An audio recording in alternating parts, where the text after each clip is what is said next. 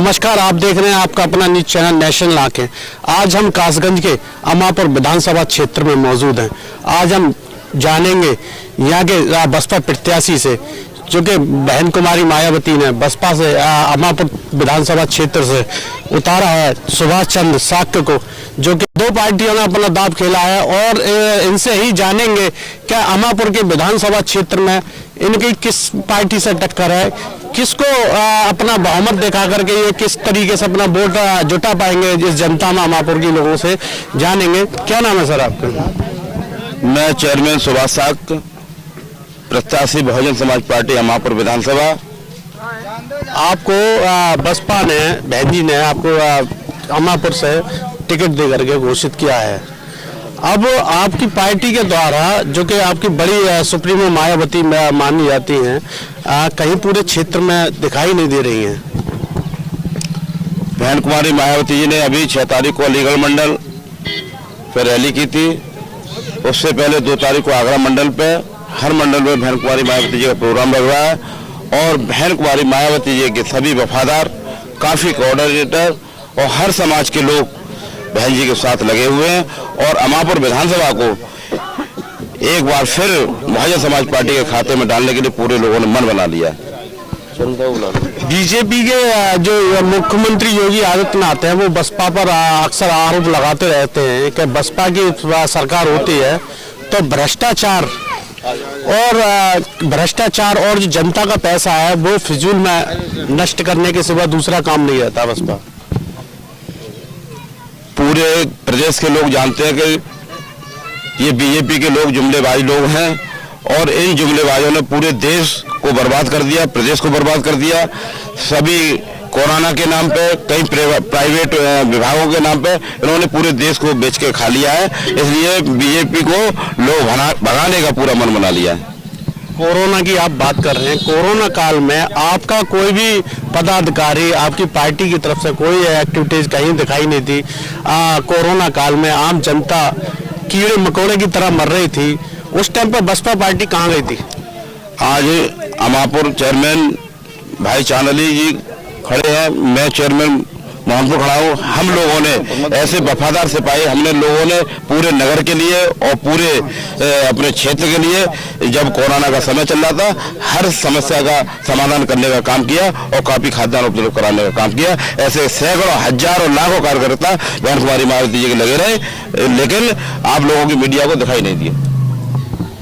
जनता कहती है कि बसपा काल में लॉ एंड ऑर्डर मजबूत रहा, बीजेपी शासनकाल में भी लॉ एंड ऑर्डर मजबूत रहा, लेकिन इस बार पिछले 5 साल पूर्व में सपा शासनकाल रहा, उसमें रहेगा लॉ एंड ऑर्डर नहीं रहा। बीजेपी अक्सर आरोप लगाती रही है सपा और बसपा पर कि अब बसपा शासनकाल आता है तो एक्ट के सिवा दूसरा काम नहीं लाती है। ऐसा लोगों को बदनाम करने की साजिश है। बहन कुमारी मायावती जी की सरकार जब 2007 से 12 तक चली थी तो बहुत ही कम मात्रा में एक्ट लिखे गए थे, और जो गलत थे उनको खत्म किया गया था। और इन दूसरी पार्टियों ने, बीजेपी ने और सरकार ने मोहरा बना करके दिखाते हैं, और इन्होंने एक्ट लगवाने का काम करिए। ग्राफ देख लीजिए आप, पूरी जो 2007 से लेके और 2012 तक का, 12 से लेकर 17 तक का देख लीजिए, और 17 से लेके 22 तक का देख लीजिए। बसपा शासनकाल में पार्टी में ब्राह्मण समाज बहुत अमूल्य माना जाता था। कि बसपा शासनकाल में जो भी मेन बॉडी मानी जाती थी बसपा में, वह ब्राह्मण माना जाता था। आज ब्राह्मण जाति के कई नेता दिखाए, सतीश मिश्रा के अलावा कोई दिखाई नहीं देते। आखिर ब्राह्मण बसपा से नाराज है क्या? ब्राह्मण बसपा से नाराज नहीं है, ब्राह्मण बीजेपी से नाराज है। जो उनके समाज पर गलत एनकाउंटर हुए हैं, उससे पूरे प्रदेश का ब्राह्मण समाज बीजेपी से नाराज है, और बहन जी में आस्था रखते हुए पूरा ब्राह्मण समाज बहन जी के साथ है। आपका कितना वर्चस्व दिखाई दे रहा है? बसपा की जब सरकार बनी तब साजिश के तहत विधायक तोड़े गए, लेकिन फिर दोबारा जब चुनाव हुआ है तो बसपा हमेशा बढ़त बना के रही है, और ये हमेशा होता रहा है। और हमेशा बसपा जब जो चुनाव आए उसमें बढ़त लेकर आई है, बढ़त लेकर के आई है। आज की तारीख में बसपा के कैंडिडेट तो दिखाई दे रहे हैं, गांव देहातों में, क्षेत्र में जो प्रत्याशी जीत जाता है, विधायक बन जाता है, विधायक बनने के बाद में प्रत्याशी किसी गांव में दिखाई नहीं देता है। रोडों की हालत ऐसी हो रही है जहां से आप निकल जाए वहां निकला नहीं जा सकता। पूर्व में बीजेपी के विधायक हैं, कभी लौट करके उन्होंने सुध नहीं ली। अगर आपको इस यहाँ की जनता, अमापुर की जनता आपको मौका देती है तो जनता के बीच में आप कैसा कार्य करेंगे? आज हम दोनों भाई, चेयरमैन अमापुर, चेयरमैन मोहनपुर, दोनों की नगर पंचायत है, आदर्श नगर पंचायतें हुई हैं और हम दोनों ने अपनी अपनी नगर पंचायत में चौमुखी विकास कराया है। यहाँ की जनता ने मन बना लिया है कि सुभाष साहब को यहाँ से बेई बनाना है तो पूरी विधानसभा में वो चौमुखी विकास करूंगा। और जो भी विकास हुआ है वो बहन कुमारी मायावती के जमाने में हुआ है। हमारे जिले को मानवर काशीराम साहब के नाम से जिला बना करके यहाँ जिला के लिए बहुत बड़ी सौगात दी है। जो आज तहसील बनाई यहाँ सहावर कस्बे में बहन कुमारी मायावती जी की बनाई हुई तहसील है और इस तरीके से काफी विकास अगर हुआ तो बहन कुमारी मायावती जी के जमाने में हुआ है, न सपा में हुआ है न बीजेपी में हुआ है। तो बीजेपी वाले, सपा वाले आरोप लगाते हैं कि बसपा शासन काल में हाथी के सिवा दूसरा काम कोई नहीं करा मायावती ने। बहन कुमारी मायावती ने हमारे सभी स्कूल बनवाए हैं, काफी स्कूल बनवाए हैं, काफी कॉलेजें बनवाई हैं, काफी रोड बनवाए थे और ऐसे ऐसे हमारी विधानसभा में काफी ऐसे गांव है अम्बेडकर के नाम पे ग्राम घोषित करके और पूरे गांव का विकास सीसी, आरसीसी और वहां पे बरात घर बनाने का काम किया है। ऐसा किसी सरकार में अभी कोई ऐसा गांव नहीं है विधानसभा में जो पूरा गांव सीसी कराया गया हो। अक्सर जो नए युवा हैं वो बीजेपी पर आरोप लगाते हैं कि बीजेपी ने कोई विकास कार्य नहीं कराए, कोई रोजगार नहीं दिया। अगर आपकी सरकार आती है तो आप रोजगार के लिए, युवाओं के लिए क्या करेंगे? हमारी जब सरकार 2007 में बनी थी, हमने निष्पक्ष पुलिस की भर्तियां कराई, काफी नौकरियां बहन कुमारी मायावती ने देने का काम किया। लेकिन बीजेपी की सरकार आई है जब से, ये नौकरी देने का काम नहीं कर रही है, नौकरी छीनने का काम कर रही है। जब पूरे विभाग सब प्राइवेट सेक्टर में चले जाएंगे तो नौकरी कहां से आएंगी?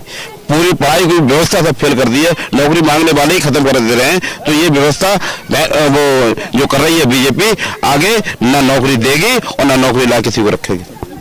योगी सरकार में कोरोना काल चला है, अब 2 बार राशन फ्री दे रही है और भी संसाधन तमाम। अब तो राशन में उसने तेल, रिफाइंड वगैरह भी देना शुरू कर दिया है, चल रहा है मौजूदा। सपा सरकार, जो सपा में अखिलेश यादव है, वो 300 यूनिट फ्री दे रहे हैं। किसानों के लिए, सिंचाई के लिए बिजली मुफ्त कर रहे हैं। आपकी पार्टी सरकार बनती है तो आप जनता के लिए क्या करेंगे? ये सरकार केवल ये राशन चुनाव का जुमलेबाजी है। जब कोरोना काल में आपने नहीं दिया तो आज जब बीच में दिसंबर में बंद कर दिया था और अब उन्होंने लिखित में केवल मार्च तक के लिए राशन दिया है। ये राशन केवल चुनावी मुद्दा और कुछ नहीं है, इसके बाद बंद हो जाए। आपकी पार्टी जनता के लिए क्या देगी? सपा सरकार, सपा तो कह रही है हम 300 यूनिट फ्री देंगे, बीजेपी भी बिजली फ्री देने कह रही है। आपके ऐसा हम लोग, हमारी बहन कुमारी मायावती जी करने में दम रखती हैं और जब हमारी सरकार बनेगी तो बहन जी काफी विकास के रास्ते खोलेंगी और काफी नौकरियां देने का काम करेंगी। आपकी पार्टी कितना वर्चस्व लेकर के आ रही है पूरे विधानसभा? हम प्रदेश में सरकार बनाएंगे, हमारी पूरी 2007 की तरह फिर बहुमत की सरकार बनेगी। बहुमत की आप सरकार बनाने की बात कर रहे हैं। 2019 के चुनाव में आपके केवल 2 या 12 सीट सांसद रह गए थे। 2017 में आपके 19 सांसद, 19 विधायक रह गए थे। अब 2022 का चुनाव है, 2022 में आप पूर्ण द्वारा 2000 उसकी सरकार बनाने की कह रहे हैं। क्या आप किस मुद्दे पे सरकार बनाने की कह रहे हैं कि पूर्ण बहुमत से हमारी सरकार बने? इस बार पूरा प्रदेश इस बीजेपी की नीतियों से, बीजेपी के प्रशासन से काफी नाराज है और जनता ये देख रही है कि प्रशासन और शासन जब चलता है तो बहन कुमारी मायावती के जमाने में चलता है। ये जनता आस लगाए बैठी है कि जिस दिन बहन कुमारी मायावती प्रदेश की सीएम बनेगी तो हमें सुरक्षा व्यवस्था सब मिलेगी। अगर आपकी सरकार बनती है, जो हाई कास्ट है, ठाकुर समाज आता है, ब्राह्मण समाज आता है, वो कैसे अपने आप में सेफ महसूस करे कि जिससे कि पहले शासन काल में एक्ट लगी थी, अब इस बार सरकार बनेगी तो एक्ट नहीं लगेगी उनके ऊपर? मैं तो बार बार कह रहा हूँ, कभी एक्ट मेरी सरकार में नहीं लगी है। ये लोग चुनावी मुद्दा है, चुनावी लोग समझाने काम करते हैं। कभी मेरी सरकार में नाजायज मुकदमे लिखे ही नहीं गए। नाजायज मुकदमा लिखने की सरकार सपा को कहते हैं और नाजायज मुकदमा लिखवाने वाली बीजेपी है, जिसने मुझ जैसे व्यक्ति पर नाजायज मुकदमा लिखवा करके मुझे जेल में भेजने का काम किया। अब अपनी टक्कर इस विधानसभा में किससे मानते हैं? मेरी किसी से टक्कर नहीं है, मैं सबसे आगे हूँ और पूरी विधानसभा के लोगों ने बस अब की बार एक ही मन बना लिया है कि अब की बार सुभाष भैया को विजयी बनाना है। आप चेयरमैन साहब ये बताइए, आप इतने बड़े अमले के साथ में घूम रहे हैं, कोरोना काल चल रहा है, कोरोना काल में आपके किसी भी कार्यकर्ता के, किसी भी आप गांव जा रहे हैं, गांव में अपने जितने आपके कार्यकर्ता हैं, ना ही आपके मुंह पर मास्क है, ना ही जितने आपके कार्य पदाधिकारी हैं उनके मुंह पर किसी के मास्क है, प्लस गांव में आप जा रहे हैं, गांव में भी किसी के ग्रामीण के कोई मास्क नहीं है। क्या मतलब ये संदेश आप क्या देना चाहते हैं कोरोना काल में? ये संदेश लोगों का प्यार है। ये लोग अभी गांव से जब मैं जाता हूं तो लोग इकट्ठे हो जाते हैं, लेकिन मेरे मास्क है, अभी आपके बोलने की वजह से मास्क चले हुआ, मैंने मास्क लगा चलता हूं। आपके नहीं है कि आपके किसी पदाधिकारी? हमने कल से परसों से इस विधानसभा का सर्वे कर रहे हैं, गांव वालों से भी जानते हैं कि वो बताते हैं कि सारे पार्टी के पदाधिकारी आते हैं और खूब जोर शोर से हल्ला गुल्ला करते हैं, लेकिन मास्क किसी के नहीं आता। क्या किसी की जान जोखिम में डालना आपको प्रत्याशी बनाया कि आपकी जिम्मेदारी नहीं बनती है? ना, मास्क सब पे है, मेरी गाड़ियों में मास्क रखे हुए, सभी लोगों पे मास्क हैं और सभी लोग मास्क लेके चल रहे हैं।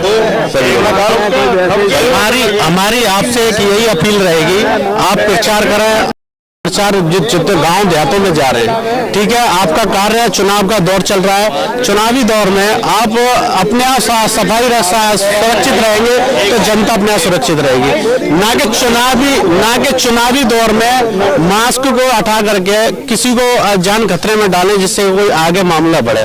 ये आपकी जिम्मेदारी बनती है। मेरे सभी कार्यकर्ता कोरोना की गाइडलाइन का प्रयोग कर रहे हैं। अभी यहाँ जो मस्जिद के सामने हम लोग